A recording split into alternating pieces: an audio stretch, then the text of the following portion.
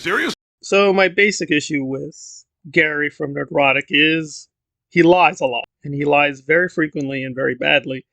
And his recent bugaboo is MCU, or there's a lot of she now in the MCU, and that's Gary's current grift.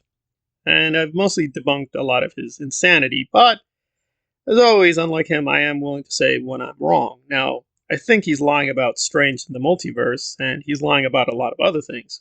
And his conspiracy theory overall is incorrect.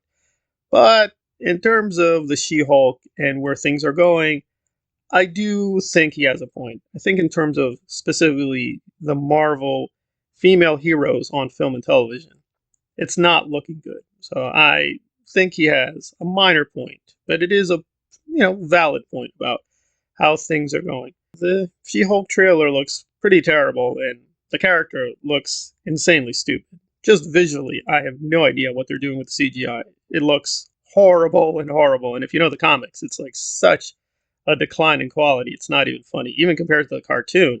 She looks way better there too. However, I don't join him that everything that Marvel is putting out is this kind of feminist, communist, Maoist conspiracy to destroy everything. I would have to say, though, that the MCU has kind of always been in a weak place with female characters to begin with, but they're definitely increasing the numbers. Quality, I think, is fairly erratic. I didn't like Wanda in WandaVision, but I do think in Strange, in the multiverse, she's actually a much stronger character, but she's definitely not a heroic character. So in terms of female heroes, really, who do they have? They've got Bree, they've got the Wasp, and they've got some promising people like Echo and Lady Loki. I mean, technically they're villains, but I'm going to guess they're going to be portrayed as anti-heroes / heroes. I think Kate Bishop was fine in Hawkeye.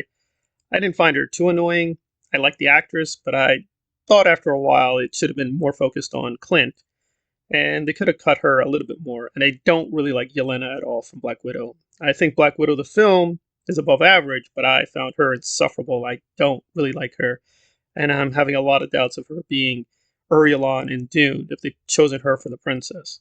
So she's a good actress, but I just found her characters consistently to be just insanely annoying and insufferable, and her jokes are terrible. I realize the writers are writing these jokes, but they need to do better material. So they've got a host of good to okay characters, but they've also got a host of really bad female characters. So the outlook is very, very mixed. The new breed that they've got warmed up, Ms. Marvel and She-Hulk and others, are like really, to me, I would agree, very cringe, and I just am not persuaded I'd be interested, or anybody would be interested in these characters. But maybe I'll be wrong. I thought Loki would be very bad, but I actually liked it a lot. The ending was terrible, but I think for most of it was fine, and I was kind of worried with Hawkeye, but no, Jeremy Renner was pretty good. They had a lot of him in it, but I wish they kind of cut out some of the other people and focused more on him. It's a very mixed bag. Strange was good, so I think at least a part of that universe they'll mark out for some creators, and that small part of the universe will be fine, but the core, I agree, the core is very weak foundations, because I don't hate Brie, but I don't think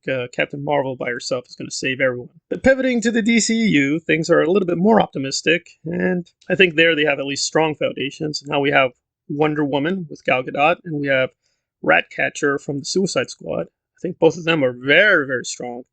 And I'd like to say Shazam numerically helps things, but I did not find the film as good as I wanted it to.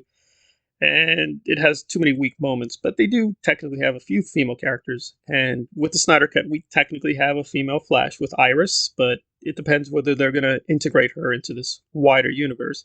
And yes, we have Catwoman in Batman, but I mean, she's not a hero, and that's not supposed to be the main continuity. It's a big question mark. So far, they've got technically 2 or 3 strong female characters who are heroic, and they're in the main universe. But then you have a lot of weak characters, and they're not technically in the main universe. So it depends how they treat the Snyderverse or some of these outliers like the Peacemaker. They could beef up those characters and bring them into the more main continuity, but that's a big question mark. However, the foundations, I think, are strong. A lot of people say that Snyder single-handedly destroyed the DCEU, but I think overall, he put it in a very strong position. But where they're going to take it is very, very unclear. It does have a kind of more optimistic trajectory, at least for female heroes, than the MCU, but just because you're better than the competition doesn't mean you're good onto yourself. And they are authorizing some crazy decisions because apparently for the new Flash movie, yes, Wonder Woman does show up, but it's not Gal Gadot. And I'm very hesitant what they're going to do with Batgirl. A lot of people are getting anxiety attacks over her being female Hispanic, but wait and see on that one. They've done something really terrible with Batgirl. But overall, yeah, stronger foundations than the MCU. That's good. Just because they have a strong foundation. They've been here before, because Man of Steel, I even think BVS, even with all its problems, actually did set up a good foundation, but then they went in a really terrible direction with Suicide Squad and just retconning and just re-editing things and that disastrous Justice League project they put out. But they do have new management with Discovery, so I think overall I'm tentatively optimistic that at least the DCEU is going to be in a stronger place. And recently, Marvel actually lost the Conan license, so Red Sonja may be coming to us very soon.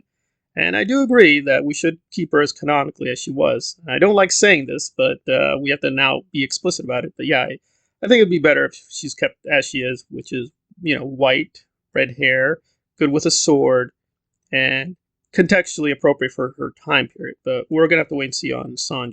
We don't even know what universe she's going to end up in or if she's going to be in her own universe. But yeah, that'd be interesting if Sonja's in the DCEU. I think that would really help out things. But who knows, maybe Marvel will pay enough money to bring her back in, but we'll have to wait and see on that one. And just on a final note, Nerdrotic was really lying about the multiverse. Believe me, Wong and Strange, they're there on screen a lot, so he's lying about that. He's also lying about the MCU because they recently have announced Daredevil is coming to us, and I'm sure it'll probably be a male Daredevil, so let's not panic. I think we know that they know where the money is with the male Daredevil, but will they do a good job with it? Gary has one good point that the She-Hulk is a bad harbinger, but let's be a little bit more optimistic. But I do agree the trajectory for MCU is not good, but I think comparatively the DCU does give me some hope.